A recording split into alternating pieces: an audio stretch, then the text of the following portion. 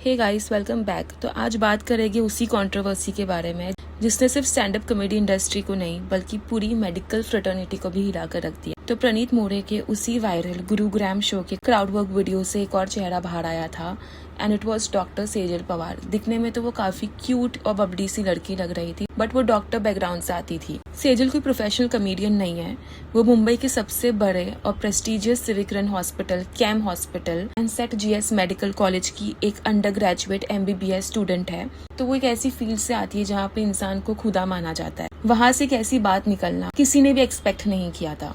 तो इसी शो के दौरान प्रणीत मोरे ऑडियंस में बैठी सेजल से इंटरेक्ट कर रहे थे। प्रणीत ने उनसे बहुत ही कैजुअली सवाल पूछा कि जब डॉक्टर्स पोस्टमार्टम या ऑटोप्सीज करते हैं तो क्या वो सीरियस रहते हैं या वो मजाक करते हैं। अब क्वेश्चन में ही प्रॉब्लम था, ये क्वेश्चन उठाना ही नहीं चाहिए इन फर्स्ट प्लेस। तो यहाँ पे सबसे बड़ी गलती again it's of the comedian Praneet More. अगर आप ऐसे सवाल पूछोगे एक स्टैंड अप कॉमेडी सेटअप पे, तो सामने जो इंसान आपसे इंटरेक्ट कर रहा है वो क्राउड वैलिडेशन के लिए फनी बात ही बोलेगा या ऐसी बात बोलेगा जिससे लोग एकदम शॉक्ड हो जाए।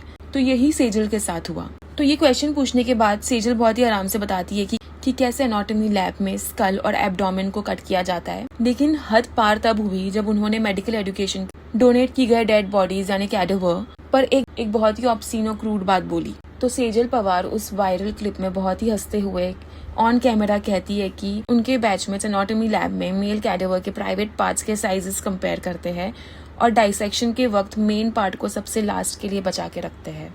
जस्ट इमेजिन, जब ये क्लिप इंटरनेट पर वायरल हुई तो लोगों का गुस्सा फट गया। जो लोग अपनी बॉडी मेडिकल साइंस और स्टूडेंट्स की पढ़ाई के लिए डोनेट करते हैं, एक बहुत बड़े इमोशन और सेल्फलेस जेनरोसिटी के साथ उन डेड बॉडीज का इस तरह से पब्लिकली मजाक उड़ाया गया। People who can not even defend themselves, dead bodies we are talking about. अब मेडिकल के कुछ एथिक्स होते हैं और उसकी अकॉर्डिंग हर साल मेडिकल स्टूडेंट्स कॉलेज एंट्री पर एक कैडेवर ओथ लेते हैं, जहां वो उन डेड बॉडीज को अपना फर्स्ट टीचर मानते हैं और उन्हें अटमोस्ट रिस्पेक्ट देने का वादा करते हैं। सो यू कैन इमेजिन कि इट्स अ बिग थिंग जिसको मेडिकल फ्रेटर्निटी भी कंसिडर करती है। सो जब ये वीडियो सरफेस होती है, all India medical student association इसे हाईली डिसरिस्पेक्टफुल, इनसेंसिटिव और अनएक्सेप्टेबल कहा।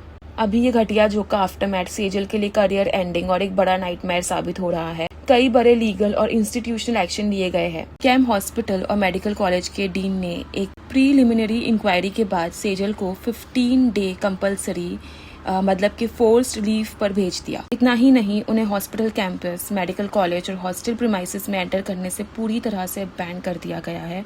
उन्हें उनकी सेफ्टी के लिए फैमिली को सौंप दिया गया है। कॉलेज एडमिनिस्ट्रेशन ने एक 5 मेंबर इंक्वायरी कमेटी बनाई है जिसमें एक रिटायर्ड सीनियर प्रोफेसर, एक सीनियर जर्नलिस्ट और 3 फैकल्टी मेंबर्स शामिल है।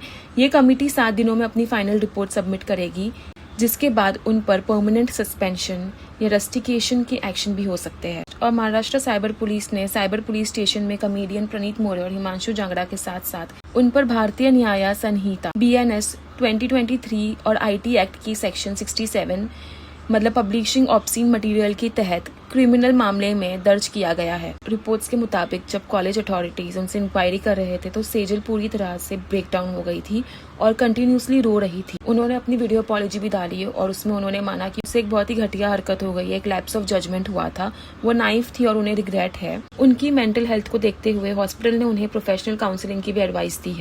पर कहानी यहाँ तक खत्म नहीं होती है। इंटरनेट की ना एक आदत है, जब आप एक बार स्पॉटलाइट में आते हो तो लोग आपका पूरा पास्ट खोद निकालते हैं और सेजल के साथ भी यही हुआ।